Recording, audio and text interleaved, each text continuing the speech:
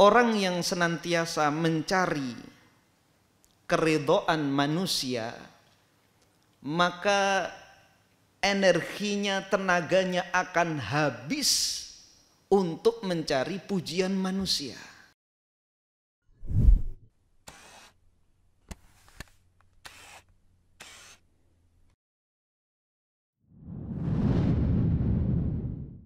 Assalamualaikum warahmatullahi wabarakatuh.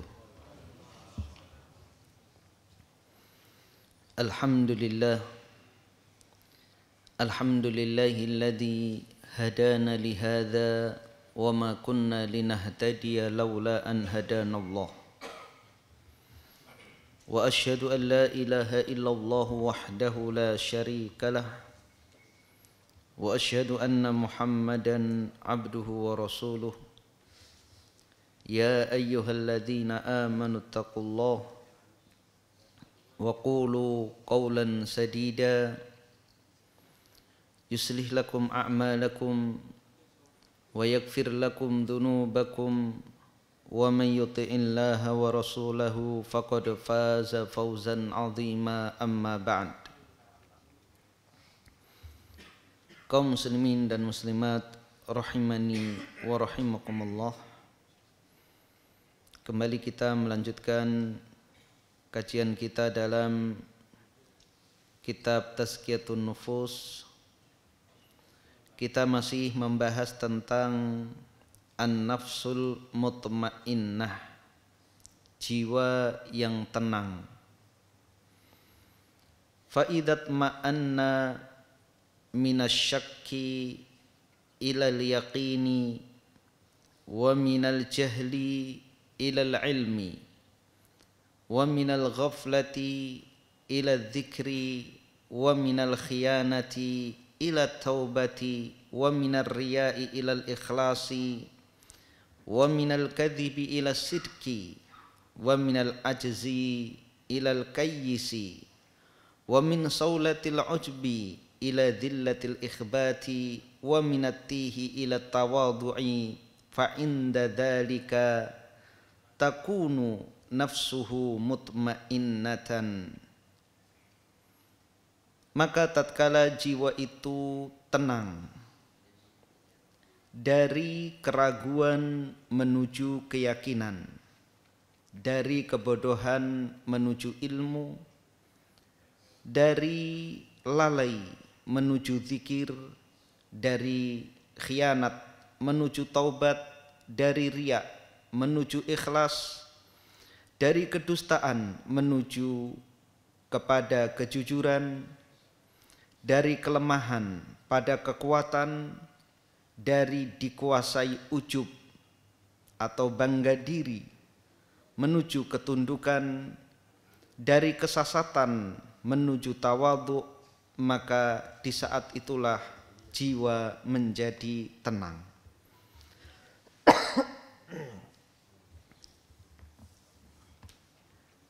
Ini semuanya adalah tanda-tanda ketenangan jiwa dan sifat-sifat yang menjadikan jiwa menjadi tenang.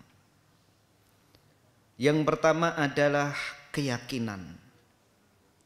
Ketika seorang itu yakin, maka dia akan tenang. Sebaliknya, keraguan itu akan menjadikan jiwa tidak akan tenang.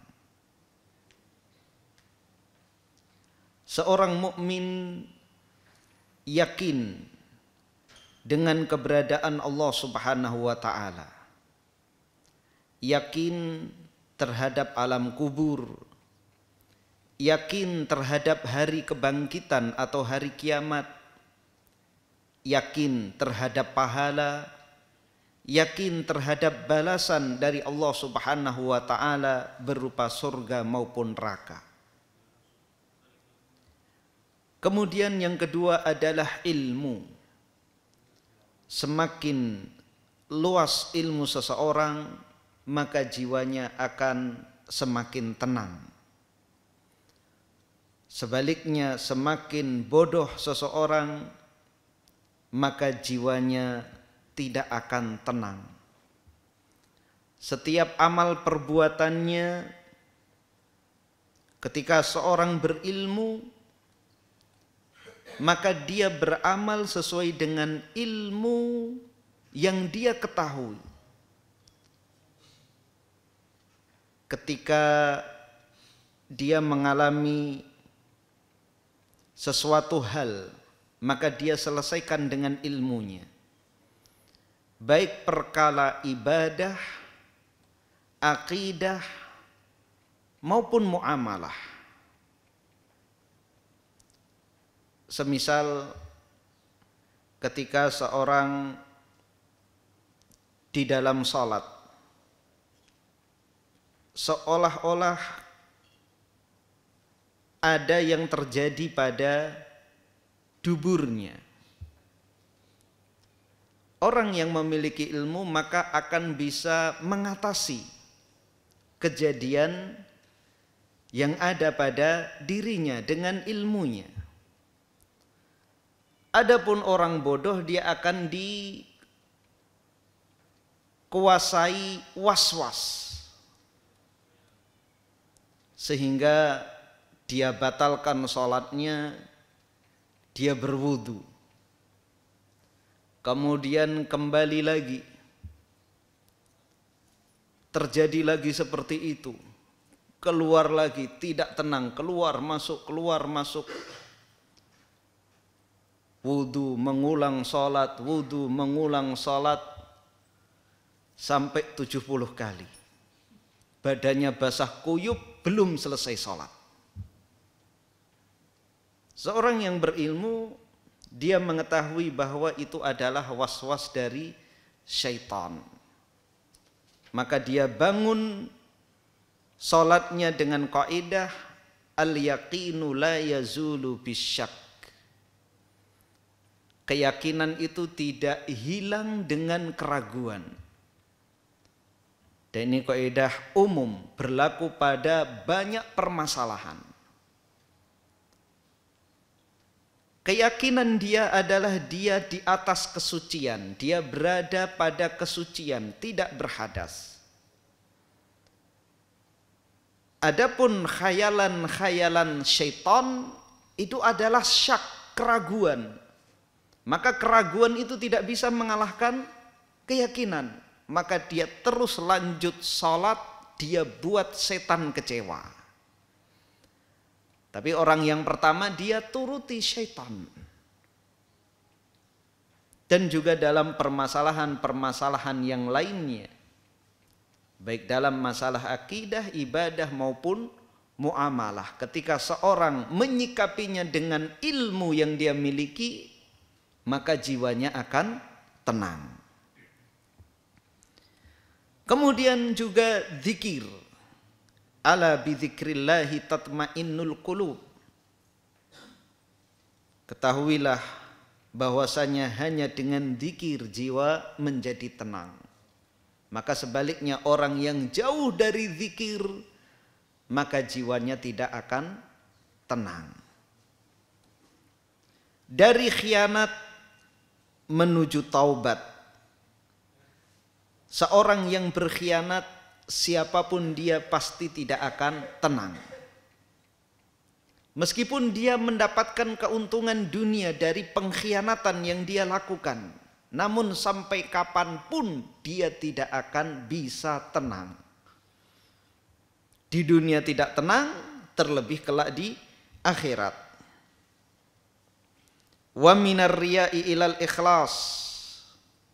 Keikhlasan itu akan menjadikan jiwa menjadi tenang. Sebaliknya riya itu akan menjadikan jiwa tidak tenang. Orang yang senantiasa mencari keridhaan manusia, maka energinya, tenaganya akan habis untuk mencari pujian manusia. Dia sudah lakukan yang terbaik untuk mendapatkan pujian manusia, namun masih ada yang mengkritik, maka dia sakit hati. Sehingga apa? Jiwanya tidak tenang. Oh, kok masih ada yang kurang ya? Oh, kok salah ya menurut orang? Oh, kok buruk ya menurut orang? Padahal ridhon nasi ghayatun la tudrak. Mencari keridhaan manusia itu adalah tujuan yang tidak pernah akan tercapai. Ketika kita berhasil memuaskan sebagian manusia, pasti di sana ada yang tidak puas. Bahkan Nabi kita Muhammad sallallahu alaihi wasallam sendiri tidak bisa membuat puas seluruh manusia yang ada di sekitarnya. Orang-orang beriman puas dengan apa yang dilakukan oleh Rasulullah, orang-orang munafik tidak puas. Kisah yang sering kita sampaikan, seorang ayah dan anak yang mengendarai keledai. Masih banyak yang ingat insya Allah. Ayah dan anak mengendarai keledai di siang hari bolong, di bawah terik matahari. Keledai itu binatang kendaraan yang paling kecil. Yang paling besar onta, kemudian kuda, kemudian bigol, kemudian yang terakhir keledai. Keledai ini kalau ditunggangi 2 orang dewasa itu akan terseok-seok. Ya. Kecuali kalau dikendarai orang dewasa dan anak kecil. Tapi kalau 2 orang dewasa itu keledai keberatan. Karena keledai kecil, maka yang naik ayahnya. Anaknya berjalan menuntun keledai melewati sebuah kaum. Orang nongkrong di pinggir jalan. Maka mengomentari, ini ayah nggak punya kasih sayang. Siang hari yang panas dia enak-enakan naik keledai, anaknya suruh jalan. Kemudian bergantian. Karena apa? Enggak enak diomong orang. Anaknya yang naik, ayahnya yang nuntun. Dikomentari juga oleh manusia. Ketika melewati orang-orang yang nongkrong di pinggir jalan, ini anak durhaka. Siang hari panas begini, enak-enakan naik keledai, ayahnya suruh nuntun. Ya sudah, naik berdua. Keledainya sampai terseok-seok keberatan. Melewati sebuah kaum, dikomentari juga. Ini 2 orang gak punya pri kehewanan. Keledai kecil dinaiki berdua. Akhirnya sudah turunlah biar nggak ada komentar. Dituntun melewati sebuah kaum, dikomentari juga. Bodohnya 2 orang ini, panas begini punya kendaraan malah dituntun nggak dinaiki. Akhirnya ayahnya mengatakan, beginilah nak, kalau kita mendengarkan semua komentar manusia nggak akan ada habisnya. Bahkan kalau keledai ini kita gendong juga pasti mereka akan komentar. Tidak akan ada habisnya, hati tidak akan menjadi tenang. Tapi orang ikhlas, dia akan terus berjalan selama dia meyakini bahwa itu adalah benar. Tidak peduli dengan komentar manusia. Komentar manusia itu akan membuat hati kita sesak. Dada kita sesak, dada kita sempit dengan komentar manusia. Maka kita ikhlas mencari keridhaan Allah Subhanahu wa taala.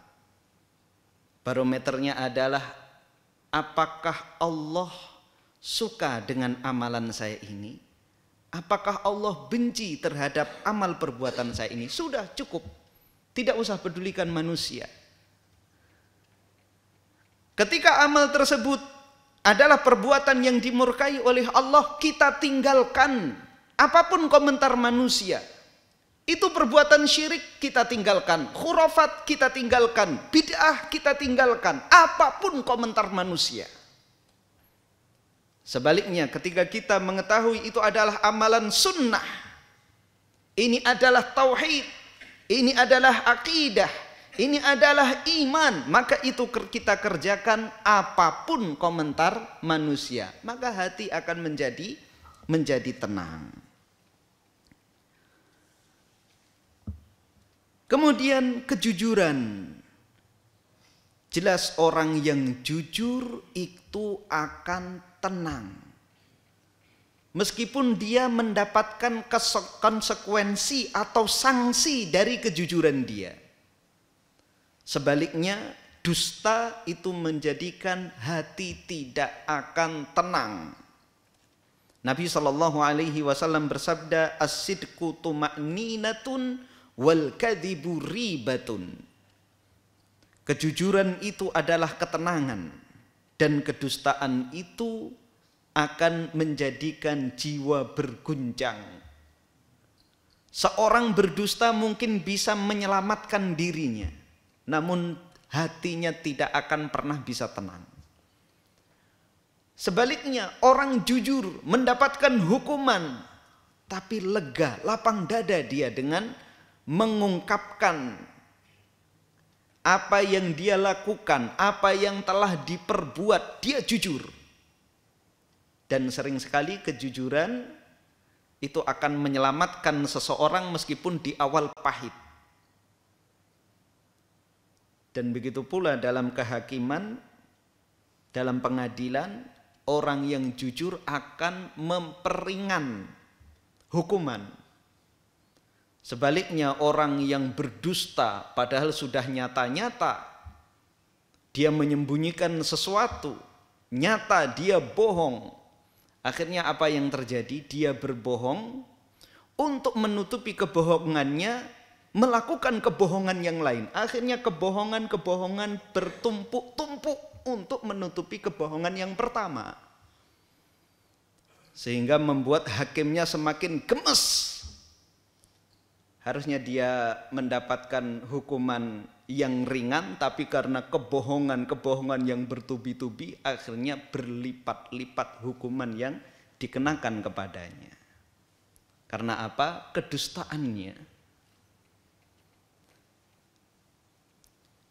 Kemudian bangga diri. Ini juga akan menjadikan jiwa tidak tenang. Sebaliknya ketundukan di hadapan Allah Subhanahu wa taala, rendah hati itu akan menjadikan jiwa menjadi tenang. Demikian pula tawadhu, tidak sombong. Yang mana kesombongan itu pangkal dari banyak kesesatan. Kesesatan iblis itu bukan karena tidak berilmu, tapi kesesatan iblis karena kesombongan. Begitu juga kesesatan ahlul kitab, orang-orang Yahudi, bukan karena tidak berilmu, bahkan mereka gudangnya ilmu, maka dinamakan ahlul kitab.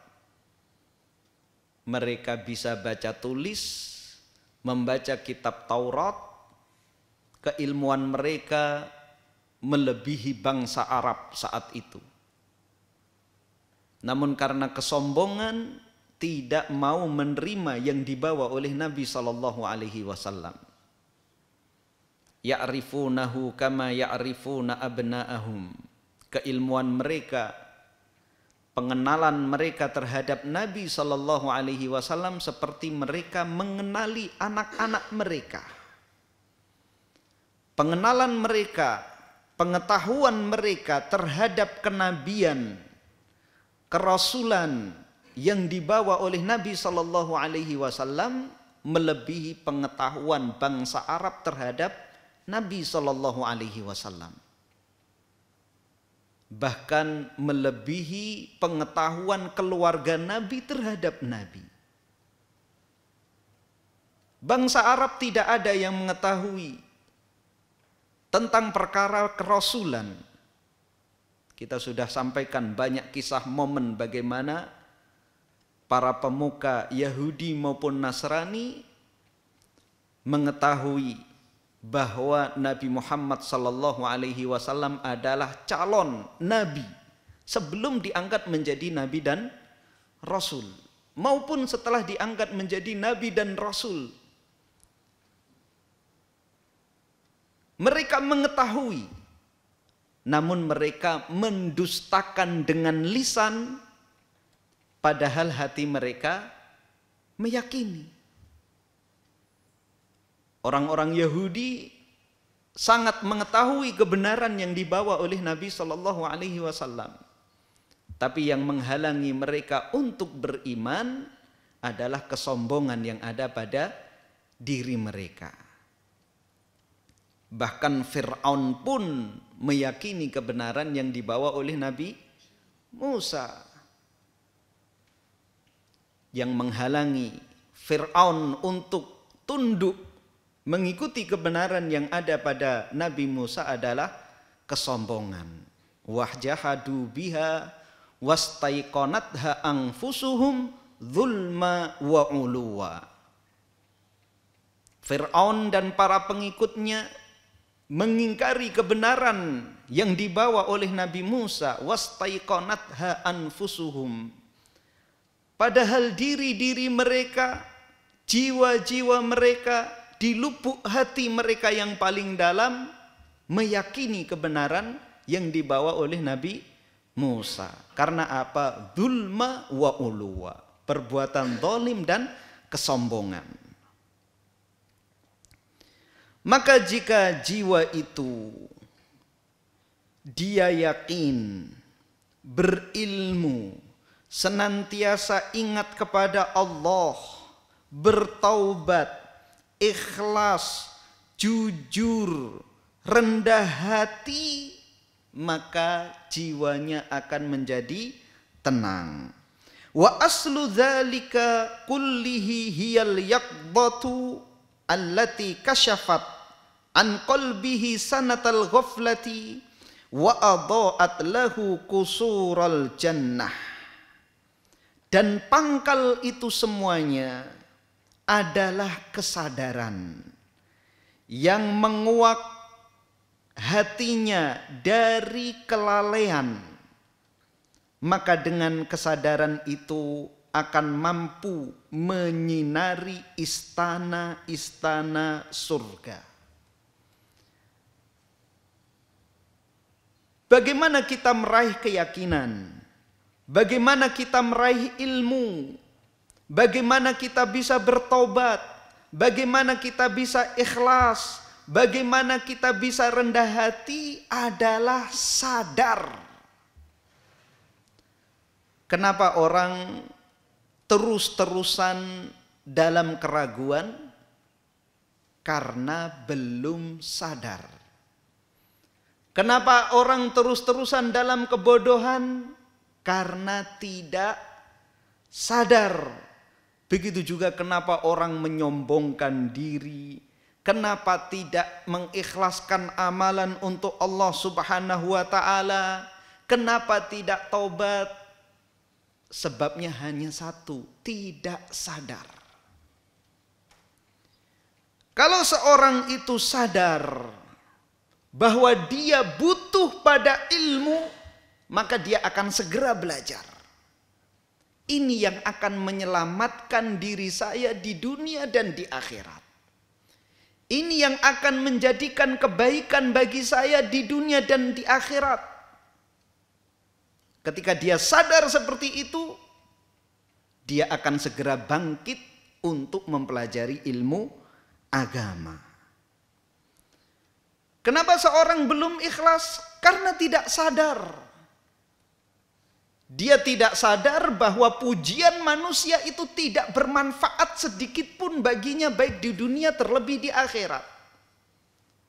Dia tidak sadar bahwa kebanyakan pujian manusia itu justru akan melalaikannya.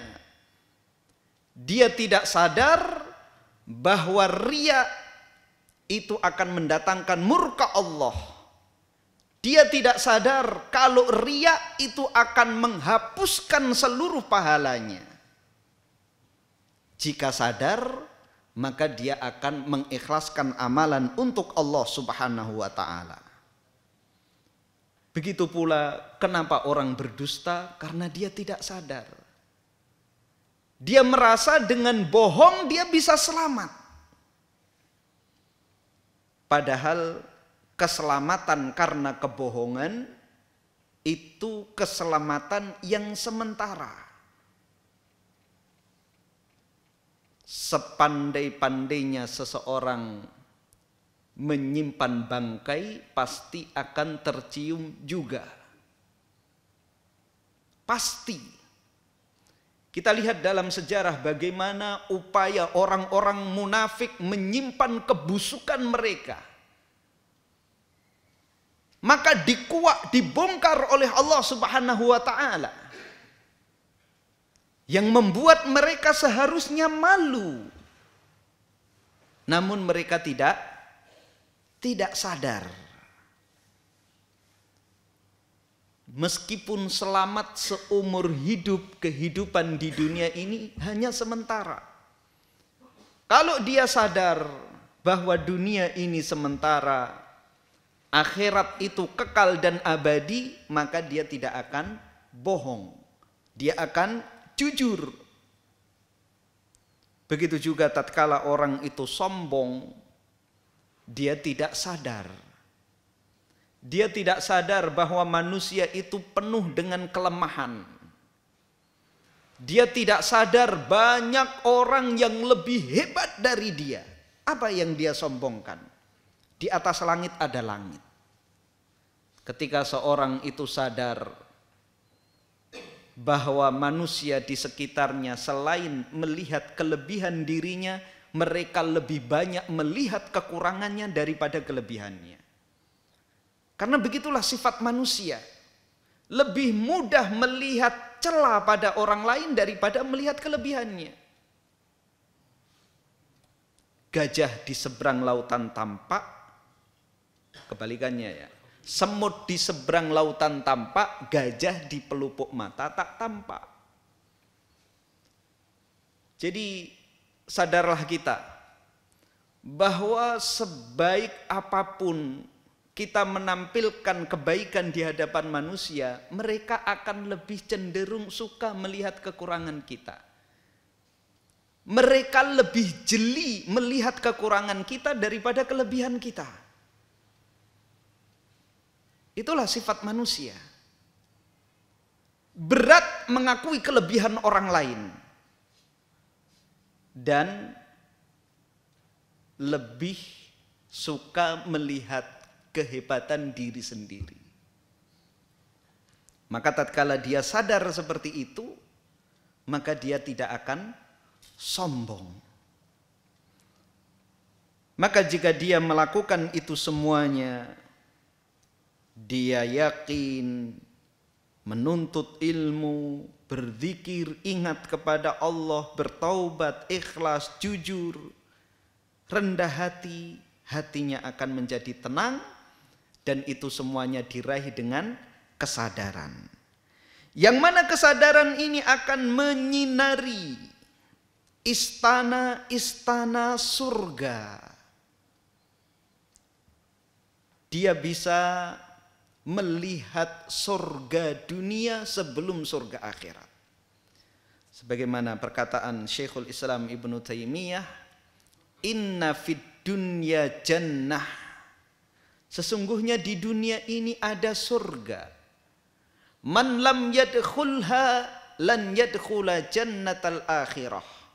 Barang siapa yang tidak memasuki surga dunia ini, yang belum memasuki surga dunia ini, maka dia tidak akan memasuki surga akhirat. Surga dunia adalah, tiada lain adalah ketenangan. Ketenangan dengan ilmu, ketenangan dengan keyakinan, ketenangan dengan rendah hati, ketenangan dengan kejujuran. Maka ketika kita tenang dengan itu semuanya, hidup kita tenang dengan itu semuanya, maka itu pula yang akan menjadikan kita mati dengan tenang. Ya ayyatuhan nafsul mutmainnah, wahai jiwa yang tenang, irji'i ila rabbiki radiyatan mardiyah, kembalilah kepada Rabbmu dalam keadaan engkau ridho dan diridhoi. Fadkhuli fi ibadi wadkhuli jannati, masuklah engkau ke dalam golongan hamba-hambaku dan masuklah kalian ke dalam surgaku.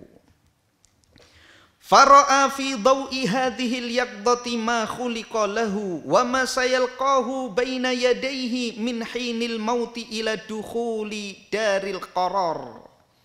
Maka dia bisa melihat dengan cahaya kesadaran ini tujuan dia diciptakan dan apa yang akan dia dapati di hadapan Allah Subhanahu wa taala ketika dia berjumpa dengan Allah Subhanahu wa taala sejak dia mati sampai menuju ke tempat yang kekal dan abadi, yaitu akhirat. Jadi dengan kesadaran seseorang akan sadar untuk apa dia diciptakan.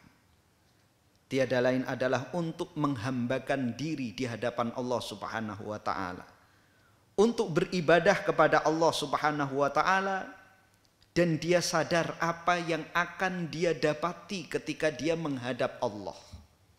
Sejak pertama kali dia mati hingga sampai hari kiamat.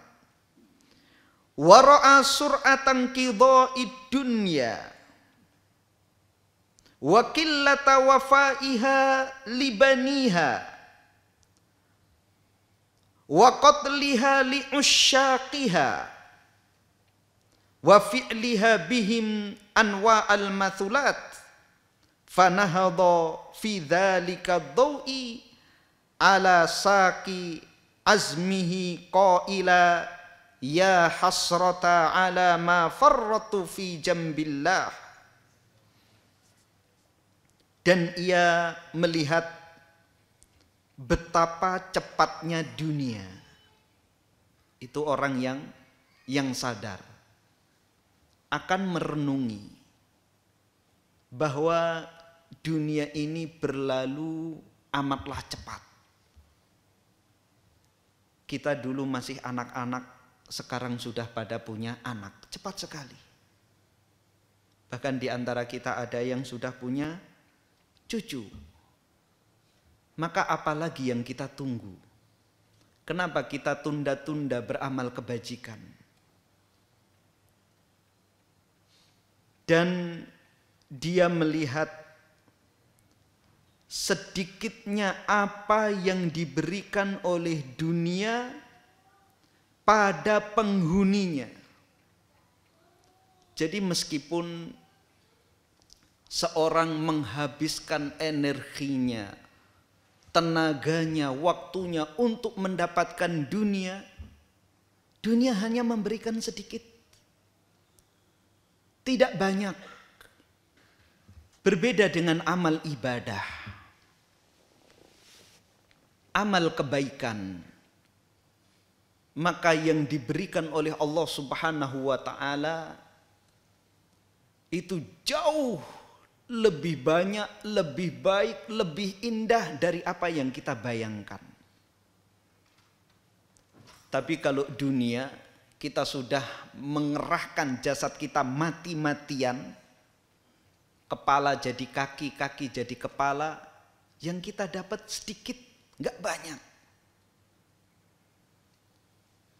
Tapi kalau amal ibadah, subhanallah, kita kalau baca ayat-ayat dan hadis-hadis tentang fadhailul a'mal, keutamaan-keutamaan amal, itu luar biasa. La haula wala quwata illa billah kanzun min kunuzil jannah. Ala adulluka ala kanzin min kunuzil jannah, la haula wala quwata illa billah. Nabi bersabda, Maukah aku tunjukkan kepada kalian perbendaharaan dari perbendaharaan surga? Ucapan la haula wala quwata illa billah. Ringan. Ini sudah kita bahas pada keutamaan-keutamaan zikir. 2 rakaat sebelum subuh khairun minad dunya wa ma fiha. 2 rakaat sebelum subuh lebih baik dari dunia dan seisinya. Kita kalau bekerja 30 tahun non-stop, dapat enggak dunia dan seisinya? Beruntung dan seisinya aja kita tidak dapatkan. Cukup dengan 2 rakaat sebelum subuh, khairun minad dunya wa ma fiha. Lebih baik dari dunia dan seisinya. Tapi terkadang masih malas-malasan untuk melakukan 2 rakaat sebelum subuh. Orang untuk mendapatkan dunia jam 2 dini hari sudah di pasar. Itu dilakukan setiap hari. Dapatkah pasar dan seisinya? Tidak. Kertak hanyar dan seisinya? Enggak. Cukup 2 rakaat sebelum subuh, khairun minad dunya wa ma fiha. Setiap satu kebajikan kita lakukan, Allah masih kasih bonus. Bonusnya apa? Pahalanya 10 kali lipat. Maka ketika kita membaca hadis-hadis tentang keutamaan amal, maka kita akan lebih mementingkan, lebih mengutamakan amal akhirat daripada kesibukan dunia.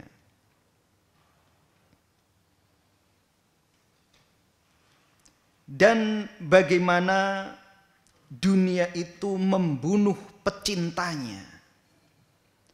Banyak orang binasa karena mengejar dunia. Bertahun-tahun bekerja, belasan tahun, puluhan tahun menata usahanya. Hancur dalam sekejap, menanggung hutang puluhan miliar, ratusan miliar. Karena apa? Terlalu tamak, terlalu rakus. Salah perhitungan hingga dia menanggung hutang. Lebih kere dari orang yang kere. Kelihatannya saja mentereng. Rumahnya megah, mobilnya mewah. Padahal hutangnya kalau dia jual seluruh asetnya itu belum bisa untuk membayar hutangnya. Terbunuh dia dengan dunia. Sehingga tidak jarang yang stres, gila, teradab di dunia sebelum adab akhirat. Karena apa? Karena dunia. Putus persaudaraan, putus silaturahim dengan kerabat, saudara kandung. Karena apa? Dunia.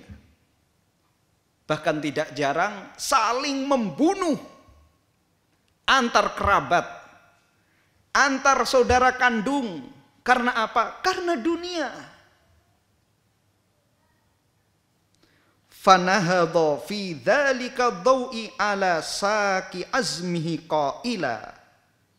Maka ketika dia melihat itu semuanya, dia segera bangkit.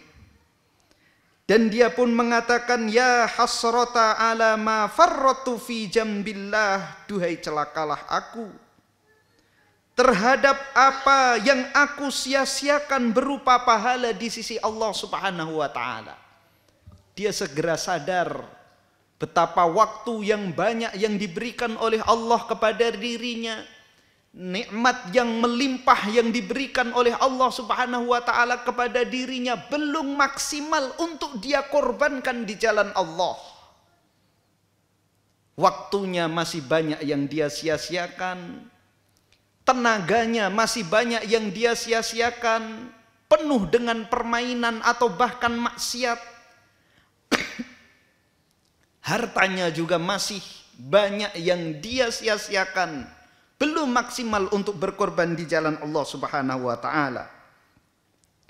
Fastaqbala baqiyata umrihi mustadrikan ma fata muhyiyan ma amata mustaqbilan ma taqaddama lahu minal atharat.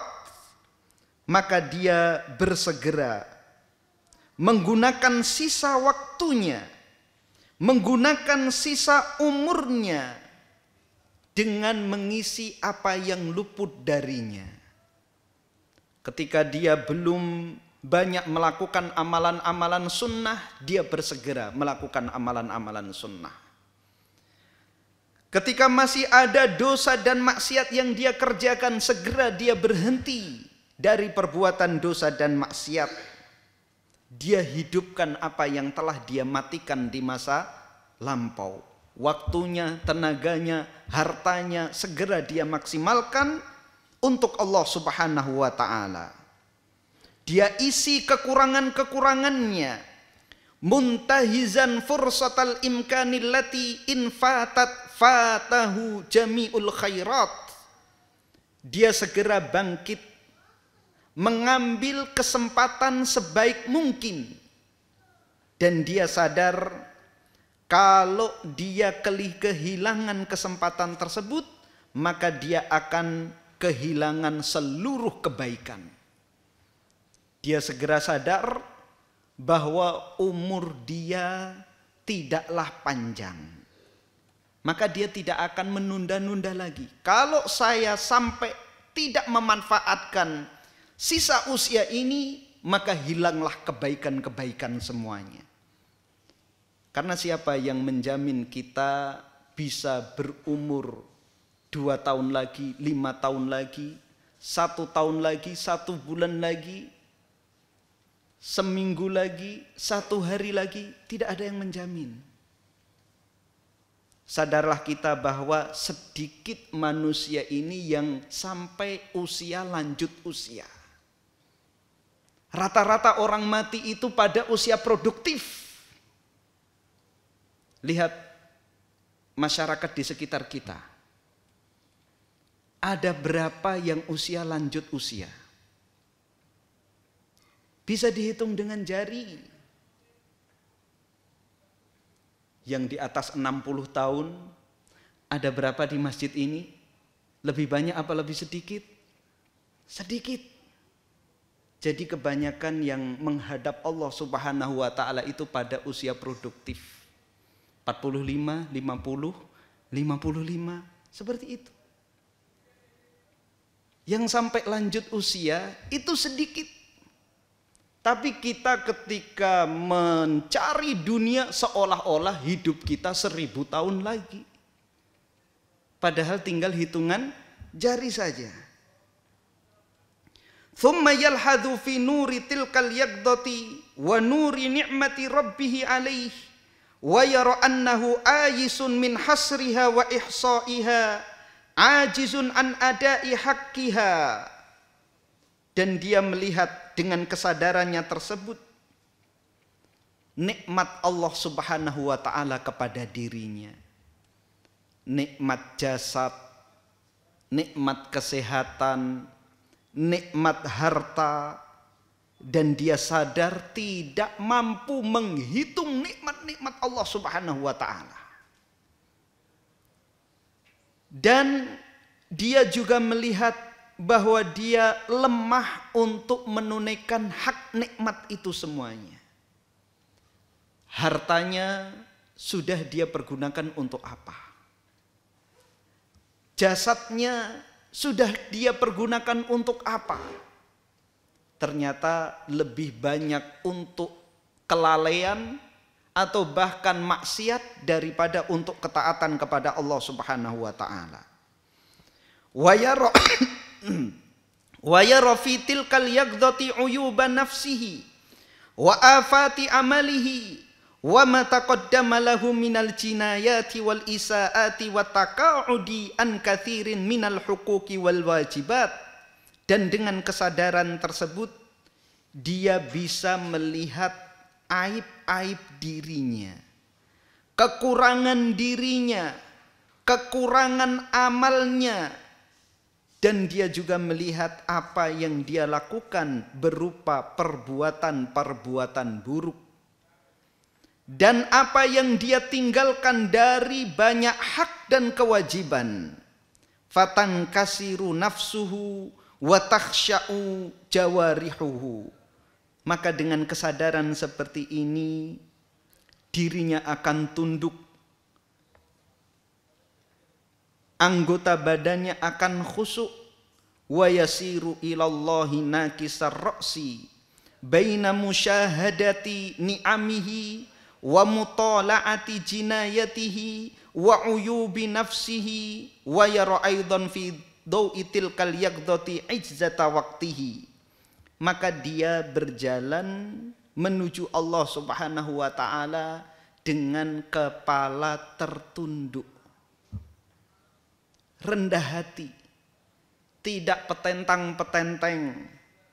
Dia menyadari, melihat dosa-dosa yang dia lakukan, aib yang ada pada dirinya, dan kelalaian yang dia lakukan. Wa yara aidan fi dawi tilkal yaqdati izzata waqtihi wa khatarihi wa annahu ra'su malihi wa annahu ra'su mali sa'adatihi fayabkhalu bihi fima la yuqarribuhu ila rabbih. Dan dengan kesadarannya tersebut dia juga melihat bagaimana berharganya waktunya. Dan dia sadar bahwa waktu itu adalah modal kebahagiaannya. Maka dia pun bakhil, pelit dengan waktunya, dengan perbuatan, aktivitas yang tidak mendekatkan kepada Rabb-nya. Jadi orang yang sadar itu akan pelit dengan waktu. Dia sangat perhitungan dengan waktu sebagaimana ahli dunia pelit dengan hartanya. Perhitungan dengan harta. Seorang mukmin pelit dengan waktu. Dia tidak membuang-buang waktu dengan percuma. Dia melihat manfaat atau tidak. Setiap dia mau melakukan aktivitas, dia perhatikan manfaat atau tidak. Bukan berarti kita menggunakan waktu di masjid terus, tidak. Kita tunaikan hak semuanya, hak Allah, hak keluarga, hak sesama manusia, hak diri kita juga kita tunaikan. Karena di antara petunjuk Nabi Shallallahu Alaihi Wasallam adalah beribadah, mencari nafkah, menghibur diri, menghibur keluarga, bercanda dengan keluarga, bercanda dengan sahabat, namun semuanya ada porsinya. Kalau satu hari penuh ma'unjun, ya itu sudah berlebih-lebihan. Lupa anak, istri. Maka ketika dia bermain pun, dia tetap mengontrol waktunya. Oh, ini sudah berlebih-lebihan. Ini tidak baik. Meskipun dia mampu berwisata 1 bulan penuh, tapi jelas ini akan melalaikan. Sesekali refreshing tidak mengapa. Olahraga pun itu bagus. Karena Nabi Shallallahu Alaihi Wasallam juga pernah bermain lomba lari dengan Aisyah radhiyallahu anha, membiarkan sahabat-sahabatnya bermain tombak di dalam masjid. Itu semuanya untuk menguatkan jiwa, tapi tidak berlebih-lebihan. Fa inna fi idha'atihi al-khusranu wal hasrah wa fi hifdhihi ribhu was sa'adah. Karena menyia-nyiakan waktu itu adalah kerugian dan penyesalan. Dan dengan menjaga waktu itu adalah keberuntungan dan kebahagiaan. Fahadhihi atharul yaqdati wa mujibatuha wa hiya awwalu manazilin nafsil mutmainnati allati yansha'u minha safaruha ilallahi wad darul akhirah. Maka ini semua adalah pengaruh efek dari kesadaran dan konsekuensinya. Dan itu adalah awal seseorang menapaki jiwa yang tenang, sehingga darinya lah dia berjalan, memulai safarnya, memulai perjalanannya menuju Allah Subhanahu wa taala dan hari akhirat. Wallahu taala a'lam bissawab. Dengan demikian selesai kita dari pembahasan an-nafsul mutmainnah atau jiwa yang tenang. Insyaallah pada pertemuan yang akan datang kita lanjut membahas tentang an-nafsul lawwamah, jiwa yang mencela atau jiwa yang tercela. Demikian yang bisa kami sampaikan pada kesempatan pagi hari ini. Mudah-mudahan bermanfaat untuk kita semuanya. Mudah-mudahan Allah Subhanahu wa taala menjadikan jiwa-jiwa kita jiwa-jiwa yang tenang, tenang di dunia, tenang ketika sakaratul maut, tenang di alam kubur, dan tenang di tempat yang kekal yang abadi di surga Allah Subhanahu wa taala. Kita tutup dengan doa kafaratul majelis. Subhanakallahumma bihamdika asyhadu an la ilaha illa anta astaghfiruka wa atubu ilaik. Assalamualaikum warahmatullahi wabarakatuh. Terima kasih. Jazakumullah khairan wa barakallahu fikum. Video ini dibuat atas partisipasi dari donasi Anda. Semoga menjadi amal jariah bagi Anda semuanya.